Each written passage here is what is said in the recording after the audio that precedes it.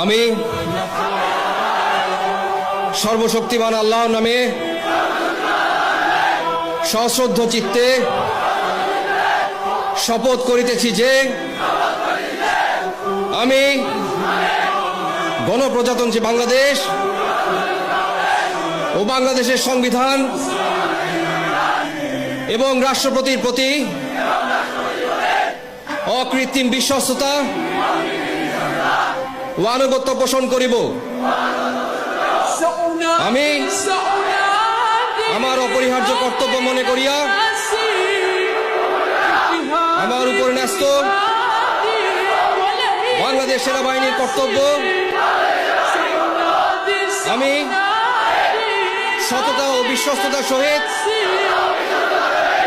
পালন করিব এবং আমার প্রতি জল, স্থল ও আকাশ পথে যেখানে যাইবার আদেশ করা হইবে সেখানেই যাইব। আমি আমার জীবন বিপন্ন করিয়াও আমার উপর নিয়োজিত কর্তব্যরত যে কোনো ঊর্ধ্বতন কর্মকর্তার